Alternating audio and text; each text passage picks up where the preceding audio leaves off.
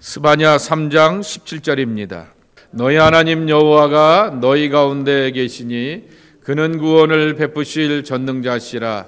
그가 너로 말미암아 기쁨을 이기지 못하시며 너를 잠잠히 사랑하시며 너로 말미암아 즐거이 부르며 기뻐하시리라 하리라. 아멘. 포로기 마지막 때입니다. 여기에도 이렇게 도표를 한번 보실까요?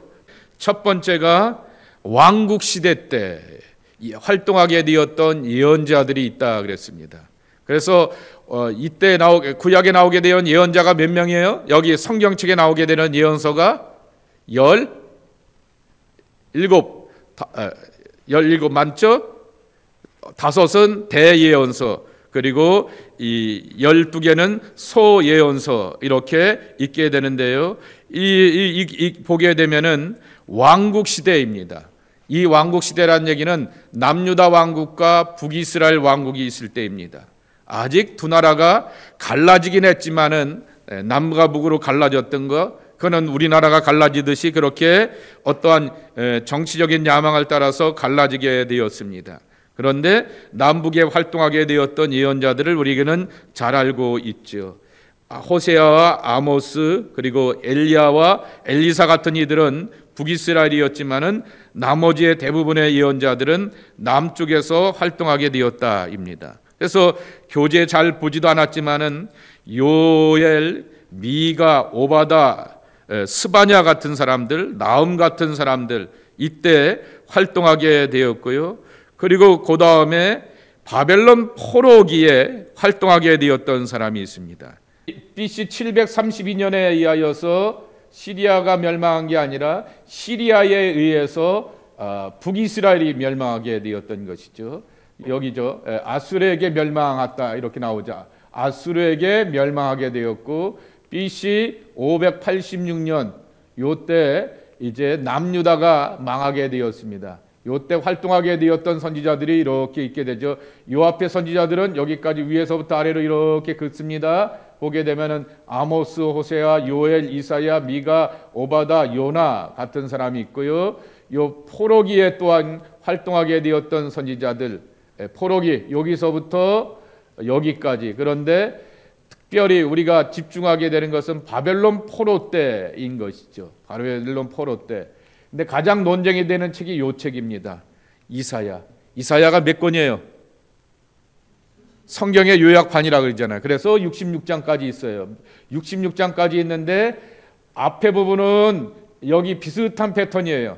책망하고 니네 그렇게 믿다가 된통당한다. 하나님한테 그렇게 믿다가 하나님한테 된통당한다 라고 하는 것이었고, 중간에 보게 되면 거봐 된통당했지. 당했기에 뭔 당한 거예요? 포로로 끌려가게 된 거죠. 그래서 요 중간에까지도 이어지게 되는 분이고요. 그리고 그런데 그게 하나님의 전부가 아니라고 하는 거죠. 얼르고 달래서 정신 차리게 해서 다시금 고향을 향하여서 기대하는 것. 이것은 에스겔이나 다니엘이나 혹은 예레미야가 전했던 말씀하고도 이어지게 되는 부분이죠. 이게 포로기 때 회복과 구원의 말씀입니다. 그런데 지금 여기 남의 나라에서 포로 중에 있게 되니까 에스겔이나 다니엘 같은 사람이 노골적으로 희망의 메시지를 전한 것이 아니라 무슨 언어로? 묵시적인 언어로, 신학적인 용어로는 묵시적인 언어로이지만은 또 쉬운 말로 표현하게 되면 상징적인 표현으로라고 하는 거죠. 자, 여러분 옛날에 여러분 불렀던 노래 가운데 이풍진 세상에 이풍진 세상을 우리가 만났으니라고 말하게 됩니다. 풍파많은 세상에서 우리가 만났다 그래요. 근데 요새는 그런 거 불러요, 안 불러요? 안 불러요. 왜 안 불러요? 옛날에 비해서 등 따시고 배부르고 잘 살잖아요. 그러니까 험한 풍파에 대한 노래를 안 분다라고 하는 거죠. 그렇게 상징적인 언어를 많이 쓰게 되었던 것이 에스겔과 다니엘입니다.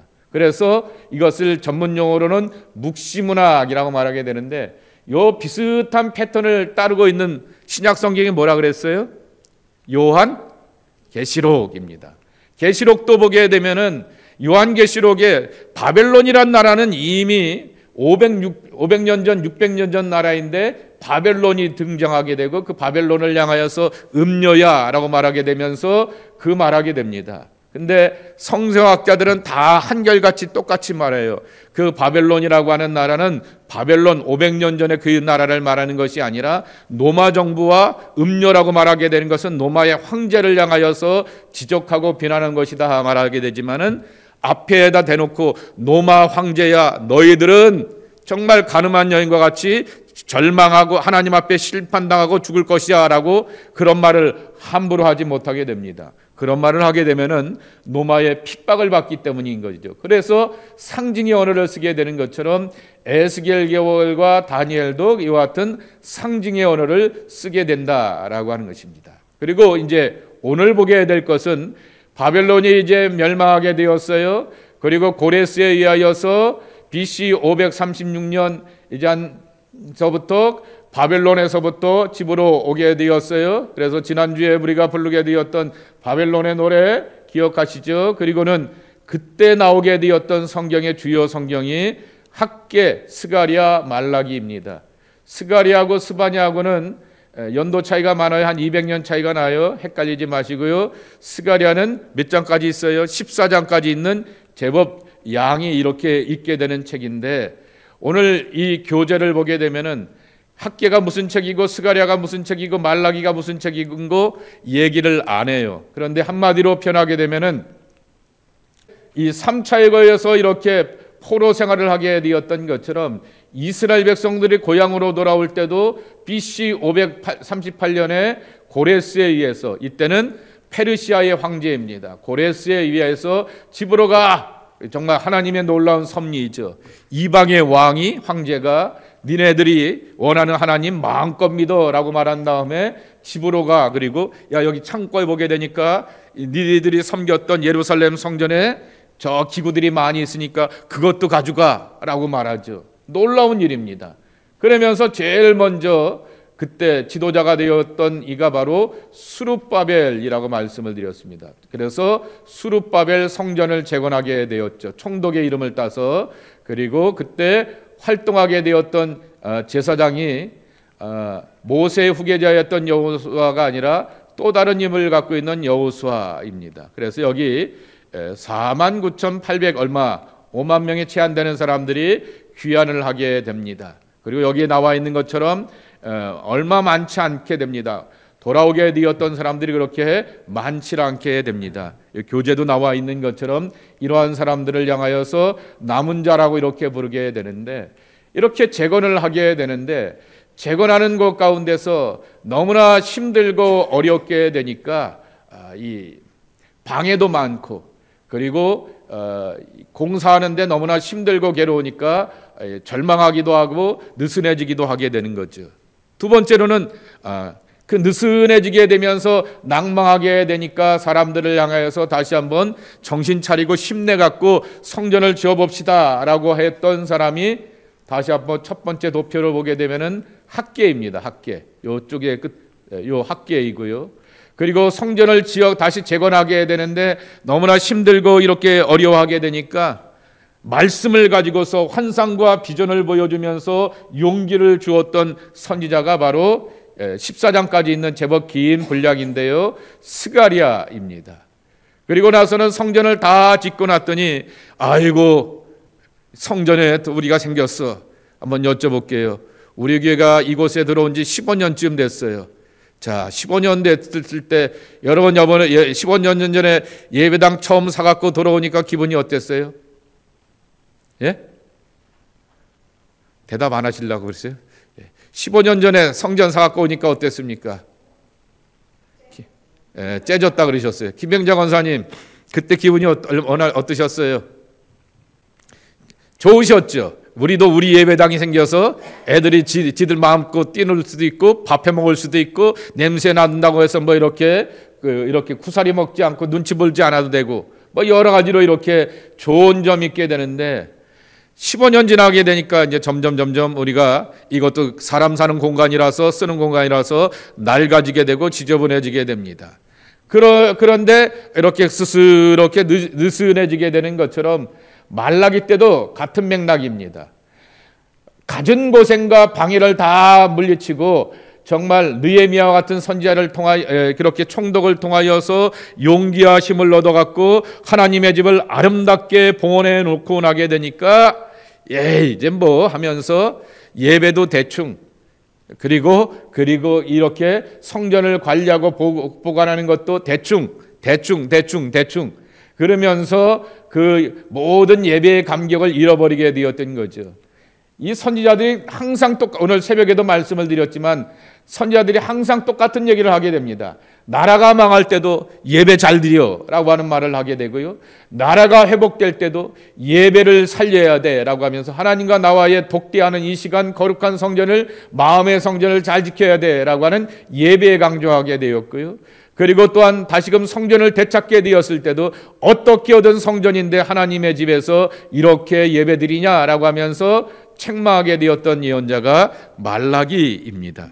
자, 그런데 오늘 교재를 보게 되면은 이 모든 예언자들이 하게 되었던 예언의 말씀이 이렇게 몇 가지의 단어를 가지고서 요약해 놓은 것이 있게 됩니다. 자, 제일 첫 번째가 뭐죠? 제일 첫 번째 2번 뭐라고요? 말씀의 깨달음과 초막절인 것입니다. 이 초막절이 왜 이렇게 나오게 되었을까라고 하는 것인데요. 말씀의 깨달음이라고 하는 것입니다. 깨달음 그거 먼저 보도록 하겠습니다. 하나님의 말씀 안에서 이렇게 감격이 없게 되었던 그 모습들을 이렇게 소개해 주게 되는데 여기 보게 되면 유대인의 절기가 이렇게 나오게 됩니다.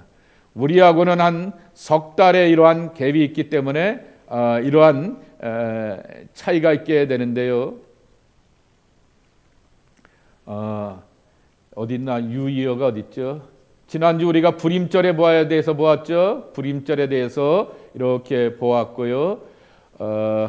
그리고 여기 있네. 여기서부터 시작하죠.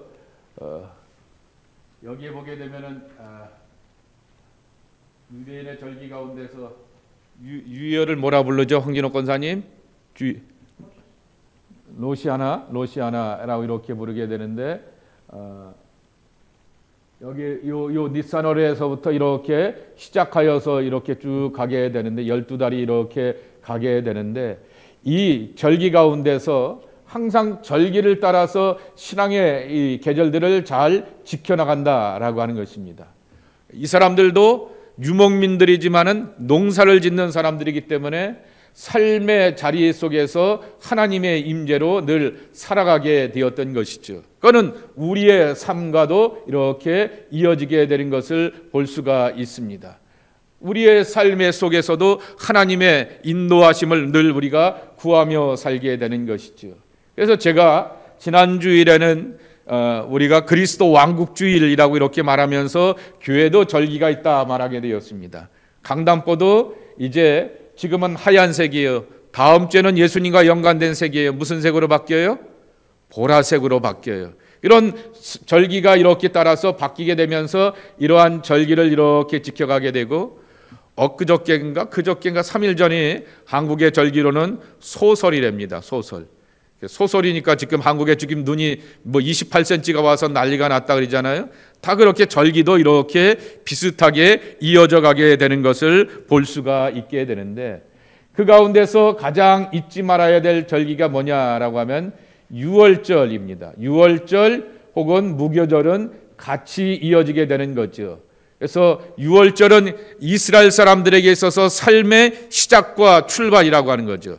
하나님의 해방이 여기서부터 이루어지게 되었다라고 하는 것입니다. 그리고는 6월절을 지나서 7째 주를 지나가게 됩니다. 그래서 이걸 뭐라 불러요? 77절. 그리고 77이 곱하기 7 곱하기 7, 77이 49. 다음에 그 다음 나온 날이 무슨 날이에요? 50째 되는 날이죠. 그래서 오순절이라고 하고 이렇게 하면서 두 번째 절기를 지켜가게 되는 것입니다. 그리고 세 번째 이렇게 절기가 있게 되는데 이 세 번째 절기가 바로 이 속죄를 맞이하면서 함께 지켜가게 되었던 그러한 초막절의 절기가 있는 것을 보게 됩니다. 이 초막절의 절기를 통하여서 하나님께서 광야에서 그들의 삶에 인도하여 주셨다라고 하는 그 고백들을 하게 되는 거죠. 하나, 둘, 셋, 넷, 5개 이렇게 보게 되는 거죠. 유월절, 오순절, 그리고 이 속죄일 7월 10일입니다. 7월 10일이 무슨 날인지 아시죠? 예, 제 생일입니다. 근데 제 생일로 기억하지 마시고 유대인들의 대속죄일입니다. 그래서 나팔절이라 부르죠. 뉴이어가 시작되었다 빰빠라밤 하면서 나팔을 불었기 때문에, 그리고는 대속죄일에, 이때 대속죄일이 하는 일은 뭐죠?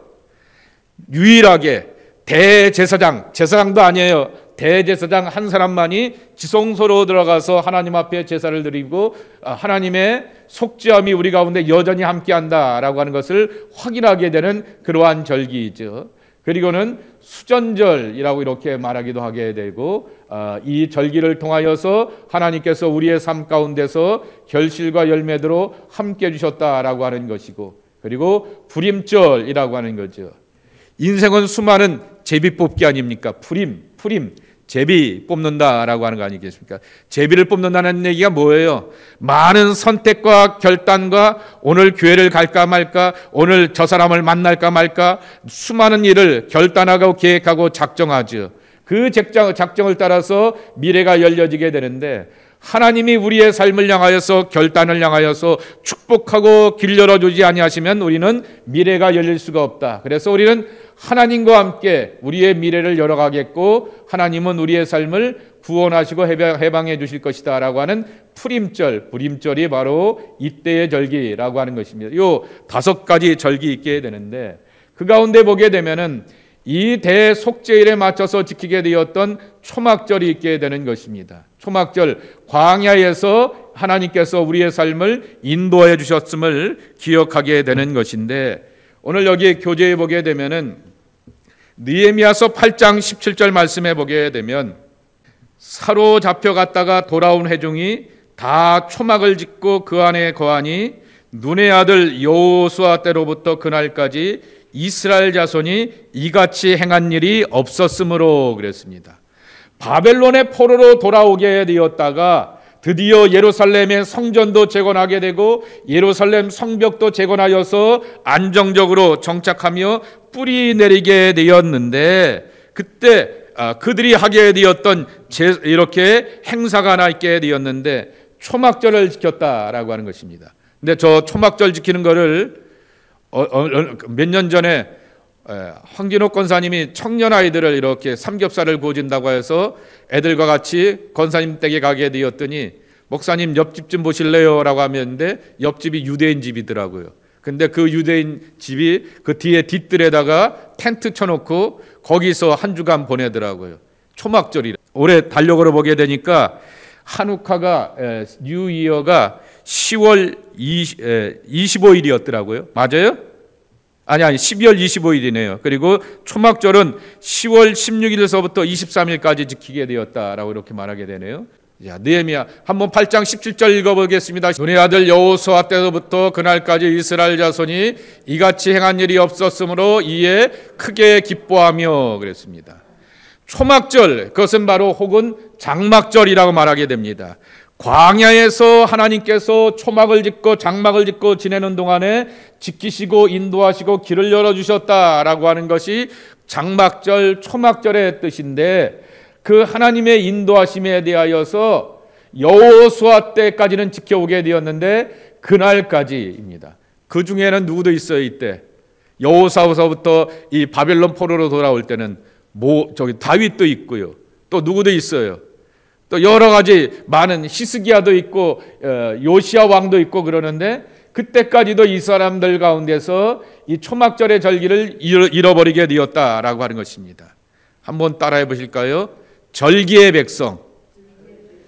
유대인들은 절기의 백성입니다.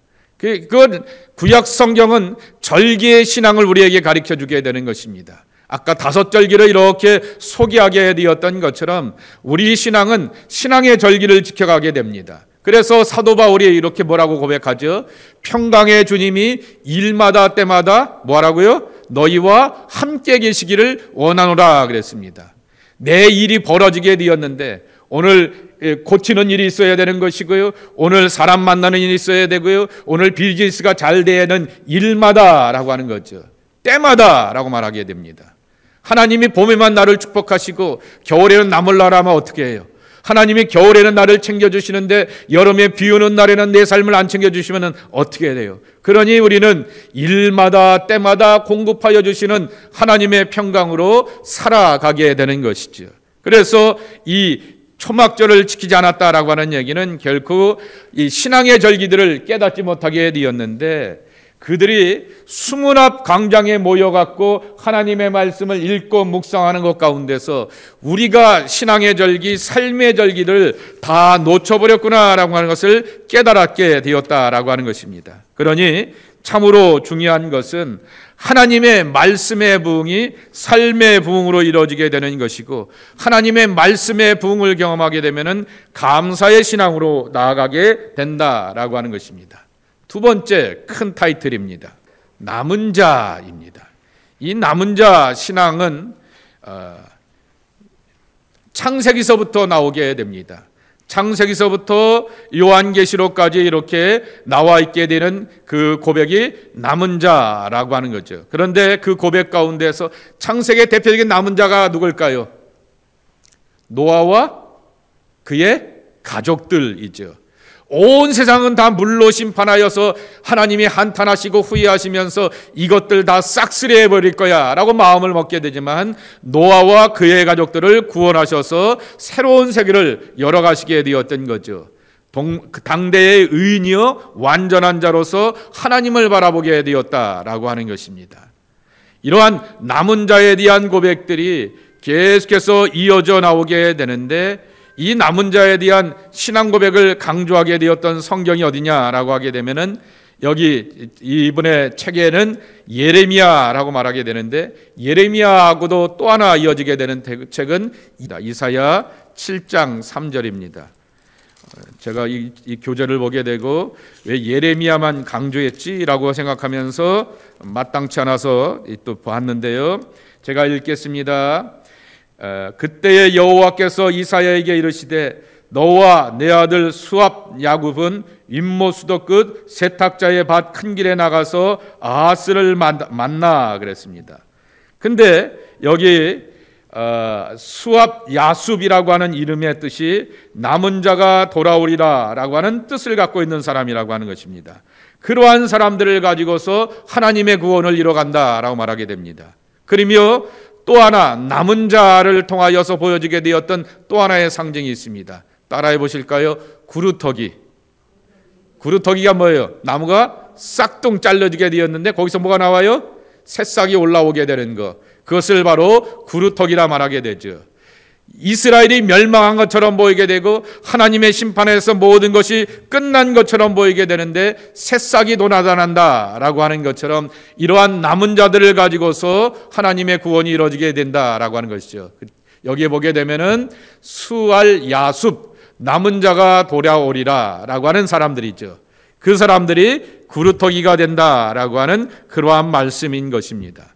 그러니 이것은 교회 안에서 환란이 심하거나 핍박이 심하거나 때로는 사람들은 세상의 물결과 흐름 따라서 유행 따라서 살아가게 될 때도 여전히 하나님 앞에서 자기의 신앙과 삶을 지켜가며 이웃을 돕고 세상을 향하여서 섬겨가며 외쳐 복음을 전하려고 하는 신앙을 향하여서 남은 자의 신앙, 남은 자 사상이다라고 하는 그러한 고백을 강조하게 되는 것입니다.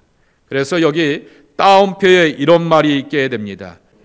만을 바라보며 하나님의 말씀을 붙들고 살고 모든 일에 있어서 기도로 사는 참된 신앙인의 모습을 요구하신다. 아멘. 예.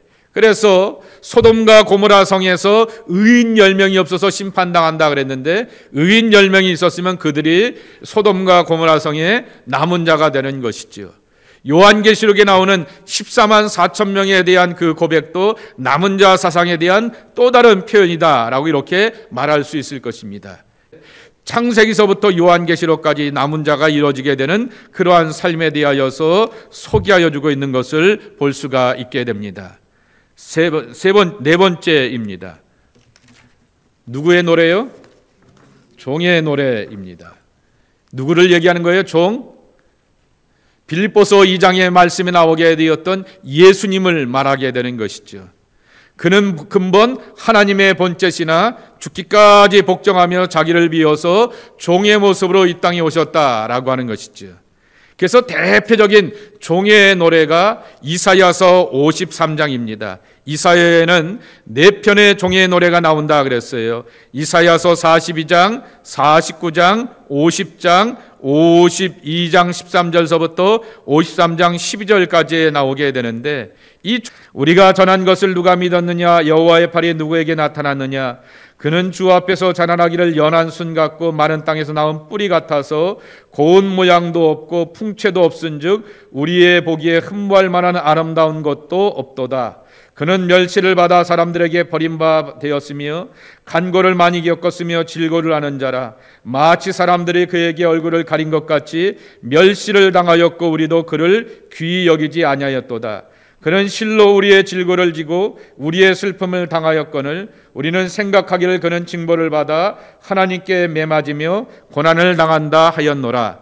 그가 찔림은 우리의 허물 때문이요 그가 상함은 우리의 죄악 때문이라. 그가 징계를 받음으로 우리는 평화를 누리고 그가 채찍에 맞음으로 우리는 나음을 입었도다. 우리는 다 양 같아서 그릇 행하여 각기 제 집으로 갔거늘 여호와께서는 우리 모두의 죄악을 그에게 담당시키셨도다. 아멘. 예, 그 쭉 이어지게 되었던 유명한 종의 노래인 것이죠. 근데 이 종의 노래는 하나님의 메시아가 특별히 예수님 오시기 전에 500년 혹은 700년 전에 활동하게 되었던 이 예언자 이사야가 이 예언을 통하여서 메시아가 우리 가운데 오게 되는데, 영광과 권위와 폼을 잡으시면서 우리 가운데 오시는 것이 아니라 바로 우리의 종으로 오셔서 고난받는 백성으로서 살게 하시겠다라고 하는 것입니다. 하나님은 우리를 사랑하시고 인간은 죄하기 때문에 그 인간의 죄를 해결하기 위해서는 메시아가 필요하고 누군가의 희생이 필요하다라고 하는 것입니다. 시브리서 4장 말씀에도 있는 것처럼 죄는 없으신 분이라고 말씀하셨던 예수 그리스도라고 하는 것입니다. 그런데 성경의 원칙은 이거보다 하나 더 뛰어나게, 하나님의 뜻과 계획과 섭리는 이거보다 더 뛰어나게 우리 가운데 다가오셨다라고 하는 것입니다. 여러분이 10만 불이 있는데 왜 10만 불 갖고 살지 않고 맡겨갖고는 30만 불 만들고 50만 불 만들려고 그래요? 왜 그래요? 미래가 편안하기를 원하여서 아니겠습니까? 보다 나은 미래가 안정적으로 살기를 원하여서 돈이 더 필요하고 안정적으로 살기 위해서 그렇게 원하는 것 아니겠습니까? 우리의 미래를 누구에게 맡기겠느냐라고 하는 거죠. 이것을 우리는 영생이라 말합니다. 구원이라 말하게 됩니다. 이 영생과 구원을 누구에게 도대체 맡기고 의지하겠는가라고 하게 되었는데, 우리에게 다가오시게 되었던 이 메시아가 흠이 없는 분인데, 이사야서 53장, 아니 이사야 전체가 들려주게 되는 분은, 그분은 고난의 종이었다 말합니다. 종으로 이렇게 오셔서 사람의 모습으로 살게 되었고, 사람의 모습으로 살다 보게 되니까 사람은 봄, 여름, 가을, 겨울 계절의 풍미도 경험하게 되지만은 계절에 어려움도 겪는다라고 하는 것이죠. 여름이 더워서 싫은 사람들도 여러분 가운데 분명히 있을 것입니다. 겨울이 되면 추워서 정말 못 견디어 하는 그러한 분들도 여러분 가운데 계실 것입니다. 어떤 사람은 봄에 되면은 콧물이 질질질질 나와서 알러지 때문에 봄이 싫은 사람도 있습니다. 인생의 사계절이다 이렇게 힘들고 어려운데, 그 인생의 고난과 역경과 아픔을 겪어보셨던 그분이 하나님의 아들인데 종으로 오셨고 우리와 똑같은 삶의 고난을 겪으셨다라고 하는 것입니다. 자, 그래서 이 말씀의 원리는 그대로 어디에 이어지냐라고 하게 되면, 구약에는 이사야에서 얻게 되지만은 신약에서는 히브리서를 보게 되면은 여러분 그대로 이 은혜를 깨닫게 되는 것입니다. 그리고 이것을 자기 삶에 잘 적용하면서 사역의 원리로 삼게 되었던 사람이 바로 사도 바울입니다. 그래서 사도 바울이 사도 바울이라고 하면서 스스로 작은 자, 종이 되어서 섬겨가며 많은 고난과 연단 가운데서 복음을 전하는데도 불구하고 자기가 갖고 있는 잘남을 자랑한 것이 아니라 그리스도의 강함을 강조하면서 자기의 연약함을 그렇게 선포하게 되었던 것은 그러한 하나님의 은혜가 있었기 때문이다라고 하는 것입니다. 반드시 한다는 원칙이다. 인간적으로 생각하면 불공평한 일이다. 의인은 편안하고 복 있는 삶을 살아야 하고 악인은 어려움을 당하고 벌을 받아야 한다고 우리는 생각한다. 구원의 일에서도 하나님은 엄격한 잣대를 가지고 죄인들을 처벌하시면서 구원의 일을 하셔야 한다고 생각한다.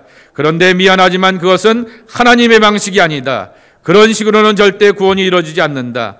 의인이 자발적으로 희생할 때 그 희생 덕분에 다른 사람들의 구원이 이루어지는 것이 하나님의 법칙이다. 그래서 의인된 예수 그리스도가 희생당하셔서 우리를 구원하셨다라고 하는 것입니다. 이것이 바로 종의 노래에 들려주는 교훈이라고 하는 것입니다. 자, 다섯 번째, 새 언약인 것입니다. 여러분이 알고 있는 구약 성경의 언약, 창세기 12장에 나오게 되는 아브라함의 언약이 있습니다. 하나님이 아브라함에게 뭐라고 말씀하셔요? 너는 복이다 라고 말하죠. 옛날 성경에는 복이다 라고 하는 말보다도 더 우리에게 잘 다가오기 위해서 너는 복의 근원이 될지라 라고 이렇게 말하였습니다. 내가 복의 근원이 된다고? 내가 복이 되어서 이 사람들과 저 사람들에게 복을 준다고? 이렇게 아브라함에게 약속하셨고 그 약속은 오늘도 우리에게 다가오게 됩니다. 두 번째로는 출애굽기 19장에 보게 되면은 시내산의 언약이 있게 됩니다. 하나님께서 시내산의 언약을 통하여서 정말 하나님의 약속과 은혜를 허락하여 주셨고 이스라엘 백성들이 제사장 나라가 되게 하실 것이다 그랬습니다. 이스라엘 백성을 보게 되면서 하나님이 저렇게 계시는구나, 하나님이 살아계시는구나 라고 하는 것을 믿고 확인하게 해주시겠다라고 말씀하셨습니다. 세 번째, 사무엘하 7장 말씀에 보게 되면 다윗의 언약이 있습니다. 내 집은 정말 뻑적지근한 집인데 하나님의 집은 텐트, 모바일로 지어져 이렇게 살고 있구나. 내가 이렇게 백향목 이렇게 왕궁에서 편안하게 지내는 게 도대체 말이 돼? 하나님 때문에 내가 이렇게 왕이 되고 존귀한 자가 되었는데 하나님의 성전은 이것이 뭐야? 라고 하면서 안타까워하게 되었던 다윗을 향하여서 축복하게 되었던 다윗의 언약이 있게 되었습니다. 이처럼 하나님은 계속해서 아브라함하고 모세하고 다윗하고 약속을 맺어주게 되었습니다.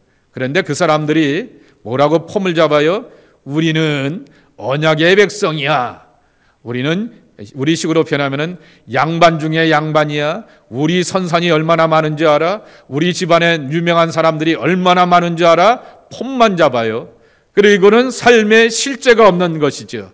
그것이 바로 이스라엘 백성들의 신앙이었다라고 하는 것입니다. 그렇게 살다가 점점 예배의 감격을 잃어버리게 되었고 신앙이 대충 폼만 잡고 제사 드리고 예배하는 것으로 이렇게 왜곡되게 되었고 그리고 하나님의 말씀과 신앙 앞에서 순종하는 모습이 없게 되었고 그리고 또 하나 결정적인 문제가 있게 되었습니다.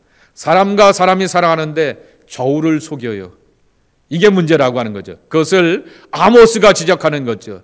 니네 왜 저울을 속여? 라고 하는 거죠. 아니 1달러면 1달러만큼의 물건을 줘야 될 거 아니야. 10달러면 10달러만큼의 물건을 줘야지 공평한 세상 아니야. 그런데 돈은 10달러 받아놓고 5달러어치 놓고는 이렇게 저울을 장난치래 라고 하면서 그렇게 책망하게 되는 그러한 이야기들이 나오게 되는 것입니다. 이것이 바로 옛 언약의 백성들, 겉만 중시하는 백성들의 모습이다라고 하는 것입니다. 그래서 새 언약을 주시게 되었는데 한번 스크린에 있는 말씀 읽어볼까요? 이 계기가 되었던 결정적인 사건이 뭐냐라고 하면은 바벨론에서의 70년이라고 하는 것입니다. 나라가 망하게 되었고 우리 왕이 저렇게 쩔쩔쩔쩔 끌려가고 두 눈이 뽑히고 자식은 죽어가게 저런 일을 당할 수도 있구나라고 하는 것을 깨닫게 되면서 하나님의 언약의 백성들이 이렇게 고난과 저주스러운 비참함을 맛볼 수 있구나라고 하는 것을 깨닫게 되면서 뭐가 잘못됐지라고 생각해 보게 되니, 하나님은 말씀하여 주셨고 가르쳐 주셨는데 우리는 그 말씀과 가르침과 교훈을 우리의 가슴판에 새기지 못하고 몸과 삶으로 실천하지 못했다라고 하는 것을 깨달아 알게 되었던 것이죠. 그래서 5번과 6번은 이어지게 되는 것입니다. 그래서 어떻게 됐다고요? 무슨 종교에서 무슨 종교로요? 외향적인 종교에서 내면적인 종교로, 외향적인 신앙에서 내면의 신앙으로서의 변화가 있었다라고 하는 것입니다. 아까 말씀을 드렸듯이 이거를 제사라고 말할 수 있고요, 예배라고 말할 수 있습니다. 재물 잘 갖다 바치게 되면 나는 돈이 좀 있으니까 양을 대신에 송아지를 갖다 바치게 되면 근사한 제사와 예배를 드리게 되면 하나님이 기뻐하실 것이다 라고 말하게 되었는데, 그러한 사람들이 다 제일 먼저 돈 있고 잘난 사람들이 먼저 바벨론에 제일 먼저 포로로 끌려가게 되었다라고 하는 것이죠. 그러며 이 외향적인 종교가 아니라 마음의 종교가 되어야 되고 심령의 변화가 있는 신앙이 되어야 된다라고 하는 것, 그것을 표현하게 되는데, 그것을 우리는 말씀 혹은 말씀 묵상 혹은 이것을 기도의 삶이라고 이렇게 바꿔서 표현할 수가 있게 되는 것입니다. 그래요, 오늘날도 젊은이들이 보게 되면은 외향적인 신앙을 그대로 이어가게 됩니다. 옛날 어른들은 예배가 거룩하고 경건하고 온전해야 된다라고 말하게 되지만은 요새 아이들은 찬양이 뜨겁고 여기 나와서 찬양팀이 많아야 되고 악기팀이 많아야 되고 퍼포먼스가 멋져야지 하나님의 임재가 임한다라고 말하게 되는데, 제가 볼 땐 똑같아요. 근데 그것이 아니라 하나님의 말씀이 얼마나 나를 변화시키고 나를 주장하는가, 그 말씀이 살아있는 말씀이 되어서 나를 향하여서 정신 차리게 하고 깨닫게 하시고 깨우치면서 무릎 꿇게 하는가, 이러한 내면의 변화가 없이는 외향적인 종교를 가지고서 살아가는 것은 똑같은 모습이다라고 하는 것입니다. 그러니 오늘 우리 시대의 위기 가운데 하나는 바로 외향적인 종교 신앙 생활이라고 하는 것입니다. 내면적인 말씀의 변화가 우리에게 필요하다라고 하는 그것을 보게 되는 것입니다. 이 말씀의 변화를 경험하게 되었던 것이 느헤미야서 8장 말씀에도 나오게 되는 것처럼, 7장과 8장 말씀에 나오게 되는 것처럼 백성들이 하나님의 말씀 앞에 이렇게 머리를 숙이면서 서 있었다라고 소개하고 있게 되는 것입니다. 아침부터 정오까지, 여기서 성경이 말하는 아침은 몇 시일까요? 6시. 6시서부터 아침 6시면 아침 먹고 왔어요? 안 먹고 왔을까요? 안 먹고 왔어요. 그런데 아침 6시서부터 낮 12시까지 앉아 있었다 그랬어요? 누워 있었다 그랬어요? 유대인들의 앉아 있다라고 하는 말은 뭐예요? 이거잖아요. 이거 이렇게 한 45도 이렇게 베개 하나 놓고 이렇게 하는 게 그들의 앉아 있음인데요. 그거 아닙니다. 서서 6시간까지 6시간 동안 하나님의 말씀을 들었다 그랬습니다. 근데 우리도 비슷한 경험도 있잖아요. 저 어렸을 때 부흥회 가게 되면은 옛날에 그 방석에다 이렇게 앉아갖고는 3시간, 옛날 부흥사들은 이렇게 설교도 길었어요. 3시간씩 이렇게 부흥회를 해도 그렇게 힘들어하면서도 앉아있게 되었던 그 경험들이 있게 되는 거죠. 근데 그때는 뻔한 말씀이고 예화도 정말 이렇게 왔다 갔다 하는 예화였지만은 그래도 불구하고 그 말씀이 좋아서 2시간, 3시간씩 듣던 그 옛날이 기억나게 되는 것입니다. 다시 표현하게 되면은 부흥과 재건이 우리의 영혼과 삶을 살리게 되는 생명이 된다라고 하는 사실을 우리는 놓치지 말아야 하겠다라고 하는 것입니다.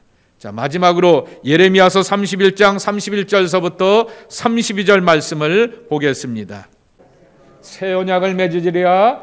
이 언약은 내가 그들의 조상들의 손을 잡고 애굽 땅에서 인도하여 내던 날에 맺은 것 같지 아니할 것은, 즉 모세의 율법과 같지 아니할 것은, 내가 그들의 남편이 되었어도 그들이 내 언약을 깨뜨렸음이니라 말하게 됩니다. 이제 하나님께서 새 언약을 주신다 그랬어요. 그런데 하나님이 옆에 있어서, 남편이 되어서 옆에 있는데도 그 언약을 깨뜨렸다 말하게 됩니다. 그러니까 어떻게 하라고요? 내가 지켜야 된다라고 하는 거죠. 내가 보존해야 된다라고 하는 거죠. 내가 그 말씀 안에서 변화되는 삶을 살아야 되는 것이 바로 새 언약이라고 하는 것입니다. 그래서 지난주에도 우리가 보게 되었듯이 에스겔서 30장에 새 마음과 새 영을 우리에게 부어주신다라고 하는 것도 그렇게 같은 맥락 가운데서 보아야 될 내용들이라고 하는 것입니다. 자, 읽겠습니다. 그러면은 이 언약은 내가 그들의 조상들의 손을 잡고 애굽 땅에서 인도하여 내던 날에 맺은 것과 같지 아니할 것은 내가 그들의 남편이 되었어도 그들이 내 언약을 깨뜨렸습니다. 여호와의 말씀이니라. 그러나 그날 이후에 내가 이스라엘 집과 맺을 언약은 이러하니 곧 내가 나의 법을 어디에 두고요? 속에 두고. 두 번째 어떻게 한다고요? 그들의 마음에 기록하여 나는 그들의 하나님이 되고 그들은 내 백성이 될 것이라. 여호와의 말씀이니라. 아멘. 마음속에 기록하라 그랬습니다. 돌판에 기록해놓고 이게 십계명이야 라고 하면서 하나님의 법궤는 이 지성소에 있어야지 그것으로 섬기는 거 아니다 라고 하는 거죠. 마음의 돌판을 새기는 것이 더 중요하다라고 하는 것입니다. 두 번째, 자, 다음 중 만군의 여호와께서 말씀하신 것으로 틀린 것은 무엇입니까? 1번, 2번, 3번, 4번. 몇 번이요? 1번. 예루살렘의 늙은 남자들과 늙은 여자들이 다시 오지 않을 것이다. 남녀노소를 불문하고 다시금 하나님 앞에서 돌아와 회복될 것을 약속하고 있죠. 세 번째, 학사에서라는 수문학 광장에서 여호와의 말씀을 따라 무엇을 들고 섰습니까? 뭐죠? 모세의 율법책. 함께 읽겠습니다. 시작.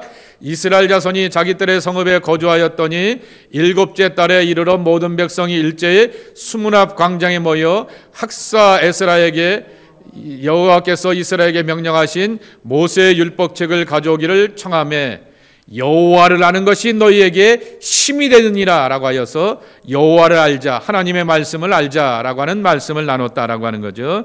네 번째입니다. 그가 찔림은 뭐 때문에요?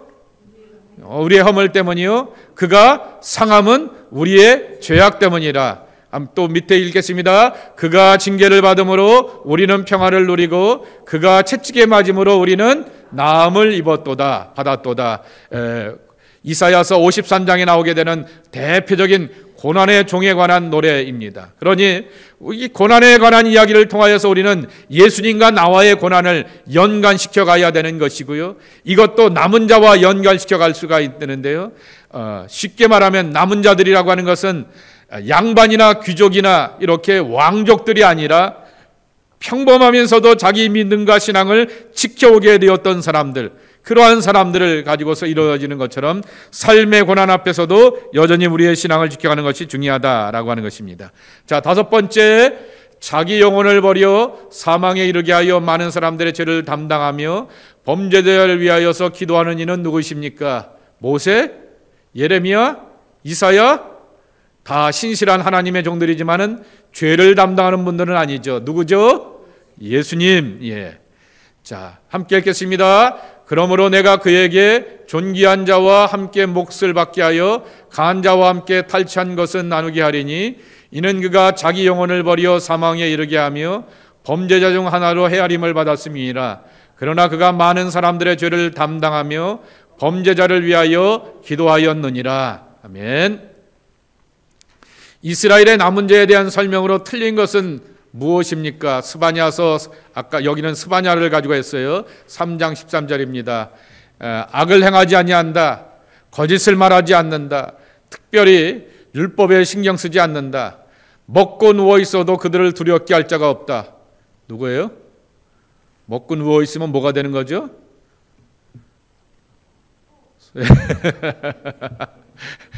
특별히 율법에 신경 쓰지 않는다라고 하는데, 함께 읽겠습니다. 스바냐 3장 13절 시작.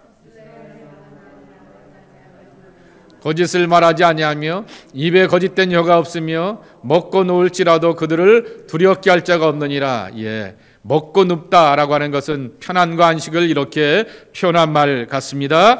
예, 일곱 번째, 다음의 가루를 채워주십시오. 말라기 3장 5절. 내가 심판하러 너희에게 임할 것이라. 점치는 자에게와 간음하는 자에게와 거짓 맹세하는 자에게와 어떻게 되고요? 품굿에 싸게 대하여서 억울하게 하며 과부와 고아를 압제하며 나그네를 억울하게 하며 나를 경외하지 않는 자들에게 속히 증언하리라. 만군의 여호와가 말하였느니라 그랬습니다. 그러니까 앞에 있는 말씀들은 윤리적으로의 삶도이지만은 뒤에 있는 말씀은 사회적인 경건도 이뤄갈 줄 아는 삶이 하나님이 기뻐하시는 온전한 삶이다라고 하는 것입니다. 자, 누가 구원을 얻었다고 요엘서 2장 32절에 말씀하고 있습니까? 시작. 누구든지 여호와의 이름을 부르는 자는 구원을 얻으리니 이는 나 여호와의 말대로 시온산과 예루살렘에서 피할 자가 있을 것이며 남은 자 중에 나 여호와의 부름을 받을 자가 있을 것임이라. 예, 여기도 다시 한번 남은 자에 대하여서 이렇게 소개하여 주고 있는 것입니다. 9절입니다. 사람이 한 번 죽은 것은 정한 이치요 그 후에는 무엇이 있다고 말하였습니까? 히브리서 9장 27절 시작. 한 번 죽는 것은 사람에게 정해진 것이요 그 후에는 뭐가 있다고요? 심판이 있느니라. 예, 심판이라고 하는 거죠. 자, 조금 전에 암송했던 스바냐 3장 17절 함께 다시 한번 읽어보겠습니다. 시작. 너희 하나님 여호와가 너희 가운데 계시니 그는 구원을 베푸실 전능자시라. 그가 너로 말미암아 기쁨을 이기지 못하시며 너를 잠잠히 사랑하시며 너로 말미암아 즐거이 부르며 기뻐하시리라 하리라. 아멘. 자, 이사야서 53장을 읽게 되면 신약의 예수님 사역, 특별히 십자가를 지시는 고난의 상황에 대하여서 딱 떨어져 있는 말씀들이 나오게 됩니다. 이사야가 미리 예수님을 보고서 그런 예언을 했을까요? 아니면 무엇일까요? 아니면 무엇인가요? 그랬습니다. 뭐죠? 하나님께서 그의 마음 가운데 이러한 감동을 허락하여 주셨고, 그리고 하나님은 그 예언의 성취를 이뤄가기 위하여서 예수님께서 이렇게 고난당하시는 종의 길을, 십자가의 길, 비아돌로로사 십자가의 길, 가시반불의 그러한 길을 걸어가시게 하셨다라고 하는 것을 우리가 알게 되는 것이죠. 예언은 반드시 성취가 된다라고 하는 것을 우리에게 들려주고 있는 것입니다. 자, 드디어 다음 주가 무슨 시간이에요? 마지막 시간이에요. 다음 주 마지막은 여러분이 자, 부탁을 꼭 드릴 것은 교재를 미리 꼭 읽어오세요. 이거는 교회에서 거의 안 가르치기 때문에 그래요. 다음은 어디예요? 말라기하고 세례 요한이 왔을 때 공백이 몇 년이라고요? 400년. 400년의 공간이 있어요. 빈 공간이 있어요. 근데 성경이 우리가 없잖아요. 그러니 평소에 성경 공부를 해도 잘 안 하고요. 우리가 주로 하는 성경 공부가 뭡니까? 권에다가 맞추고요. 창세기면 창세기란 책, 그리고 말라기면 말라기라고 하는 책에다 맞추지 거기에다가 이렇게 성경에 안 나오는 이야기를 하지를 않게 됩니다. 그런데 여기에 보게 되면은 이때 주변에 이렇게 제국의 변화가 있게 되는 것이고요. 강대국들이 등장하게 되고요. 거기에 또 어떠한 사람들이 이렇게 등장하냐고 하게 되면은 여러 철학들이 이렇게 등장하게 됩니다. 그리고 그때 여전히 성경도 이렇게 잘 지켜보려고 애쓰게 되었던 몸부림치었던 사람들이 나오게 되고요. 그리고 예수님 시대 때 바리새인들과 사두개인들을 향하여서 그렇게 책망하기도 하고 비난하시기도 하시게 되었는데, 그 사람들이 갑자기 튀어나온 사람들이 아니라 이러한 예언자들이 공백기 가운데서 등장하게 되었고 자기 나름대로 신앙을 지켜보려고 했던 사람들인데, 그것이 점점 세월이 지나가게 되면서 왜곡되었구나라고 하는 것을 이렇게 들려주게 되는 것입니다. 그러한 것들을 이렇게 쭉 보기도 하게 되고요. 그런 것을 보면서 우리가 세례 요한의 전통이 세례 요한만 갑자기 툭, 요새 젊은 아이들 말로 그러죠. 갑툭이라고 그러죠. 갑자기 툭 튀어나와서 뭐 이렇게 예언하고 활동하였다 그렇게 말하게 되는데, 갑툭이 아닙니다. 갑툭이 아니라 그러한 백그라운드 가운데서 등장한 인물이구나라고 하는 것을 알아가게 되는 것입니다. 그러한 것들을 함께 보면서 찾아갔으면 좋겠습니다. 마지막 시간은 재밌고요, 또 연구해 볼 만한 그러한 가치가 있고 들을 만한 가치가 있는 그러한 내용들입니다. 함께 차근차근 미리 읽어보시고 이렇게 제가 또 살을 붙여서 설명해 드리도록 하겠습니다. 자, 이 시간 함께 기도합니다. 우리는 더 이상 옛 언약의 사람들이 아니라 새 언약의 사람들이라고 그랬습니다. 새 언약의 사람들이 해야 될 것은 하나님의 말씀을 가슴판에다가 마음판에다 기록하는 사람들이라고 그랬습니다. 이것을 다른 말로 표현하게 되면 묵상의 사람들이 되는 것이고 기도의 사람들이 되는 것입니다. 하나님, 우리로 하여금 말씀의 묵상에 깊이 젖어들게 하옵소서, 기도에 깊이 젖어들게 하여 주옵소서. 하나님의 깊은 은혜를 경험하고 접하고 누려갈 수 있는 하나님의 복된 사람들의 귀한 모습 되게 하여 주옵소서. 살아있는 말씀이 나를 가르치고 깨우치고 누이치게 하고, 그리고 또한 미래에 대한 비전도 주시고 어두운 세상을 이겨낼 수 있는 소망의 말씀이 되어서 말씀의 보화를 발견하게 되었고, 그 말씀이 나를 지키고 인도해 주시는 언약의 백성들이 되게 하여 주옵소서. 말씀을 잘 지키고 보존하며 생명으로 살아가는 하나님의 사람들, 이 새 언약의 사람들 되게 하시고, 그리스도를 믿고 의지하는 구원의 백성으로 일평생 살게 하옵소서. 여러분의 신앙을 다시 한번 다짐하면서 결단의 기도를 드려보도록 하겠습니다. 이제 이번 주가 벌써 오늘이 27일이죠. 27일이고요. 돌아오는 주일이 12월 1일입니다. 한 달밖에 남지 않았습니다. 30여일 남은 이 한 달, 이 한 해 하나님 건강하게 감사함으로 마무리할 수 있는 귀한 한 주간 되게 하옵소서.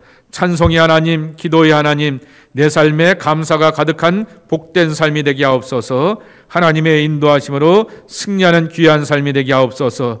우리 합심하여서 또 이렇게 기도하고 교회의 한 해의 사역도 잘 마무리할 수 있도록 당회와 구역회와 여러 총회로 모이는 것들 지혜롭게 잘 모이고 덕 가운데 모여져서 마무리할 수 있도록, 여러분 새해를 맞이하여서 속회도 그렇고 선교도 그렇고 모든 모임들도 이렇게 정리해 가야 합니다. 아동부, 중고등부, 청년부도 이렇게 새롭게 출발해 가야 합니다. 하나님께서 담임 목사에게, 또 우리 교육자들에게, 장로님들에게, 또 각 부서의 부서장들에게 은혜 허락하여 주셔서 지혜롭게 마무리하며 새해를 출발해 나갈 수 있는 하나님의 종들 되게 하옵소서. 우리 함께 교회를 위해서 기도하고 교회 지도자들을 위해서 함께 기도하도록, 우리 성도들의 가정을 위해서 기도했으면 좋겠습니다. 복음의 가정이 되게 하옵소서. 구원받지 못한 이들, 그리고 예수님에 대한 믿음의 고백이 없는 이들, 우리 자녀들도 그렇다고 한다면 그러한 자녀들 경건하고 바르고 신실하게 반듯한 신앙을 가지고서 예수님 붙들고 의지해 나갈 수 있는 복된 신앙이 되게 되려고 우리 함께 기도해 주시기 바라고요. 또 우리 성도들의 기업과 또 직장과 미래의 진로를 위해서도 함께 기도해 주시기 바라고요. 자녀들의 만남을 위해서도 기도해 주시기 바랍니다. 우리 귀한 자녀들이 좋은 만남이 있어야겠습니다. 또 진학을 놓고 이렇게 준비하면서 요새는 보게 되니까 대학에 또 원서를 쓰고 기다리는 그러한 자녀들도 있는 것을 보게 됩니다. 그러한 진로를 위해서도 기도해 주시기 바라고요. 우리 귀한 자녀들의 삶을 위해서도 기도하시고 성도들의 기업과 일터에 하나님 복을 더욱더 허락해 달라고 위하여서 기도해 주시기 바라고, 건강할 수 있도록 또 기도해 주시고, 있다 다음에는 그 다음에 이제 환자들을 위해서 기도할 텐데요. 우리 함께 합심하여서 기도하는 시간을 갖도록 하겠습니다. 하나님, 예언자들이 한결같이 예언하게 되었던 그 말씀을 기억하면서 예배의 사람이 되길 원합니다. 진정한 예배의 사람이 되어서 하나님의 임재 앞에서 하나님의 말씀을 듣고 사랑하시고 위로하시고 때로는 우리를 향하여서 다독거리시면서 질책하기도 하시는 그 하나님의 손길과 음성 아래 살아가는 참된 예배의 사람들이 우리 모두가 되길 원합니다. 그래서 우리는 정말 새 언약의 백성이 되어서 예수 그리스도 안에서 새 소망을 품고 미래를 향하여서 나가는 약속의 자녀가 되길 원합니다. 이전 것이 나를 묶고 있는 것이 아니라 모든 묶음을 끊고 그리스도 안에서 또 다른 출발과 기약을 이뤄갈 수 있는 하나님의 자녀가 되기를 원하오니, 주님 길 열어주시는 복과 은혜를 누려하는 하나님의 귀한 은혜가 저희들 모두에게 체험되게 하여 주시옵소서. 하나님, 삶의 고난을 당하고 어려움을 당할 때마다 우리의 고난과 아픔을 알고 헤아리시는 예수 그리스도의 십자가의 사랑을 기억하면서 나의 눈물과 상처와 연약함을 헤아려 주시는 주님의 위로 가운데 살아가는 저희들 모두가 되게 하여 주시옵소서. 하나님, 가정에서 교회에서 일터 일터에서 남은 자로 살길 원합니다. 하나님을 붙들고 의지하며 세상 가운데서 철저하게 내 신앙과 삶을 지켜가는 이 남은 자의 모습을 통하여서 여전히 하나님 앞에서 부름받고 쓰임받는 주인의 쓰시기에 합당한 그릇으로 나아가는 우리 모두가 되길 원합니다. 노아 때서부터 지금까지 하나님은 남은 자들을 사용하여 주셨듯이 주님께서 쓰시기에 부족함이 없는 늘 자기를 향하여서 경건과 거룩과 신실함으로 깨끗하게 하고 준비되어서 주님 보시기에 합당한 하나님의 도구들과 그릇되는 우리 모두가 될 수 있도록 축복하여 주시옵소서. 여름의 아버지, 이 가을의 분주함 가운데서도 또 이 부족한 중에 또한 질병과 재난 가운데서도 아버지 계속해서 트리니티를 공부할 수 있게 해주시오니 감사합니다.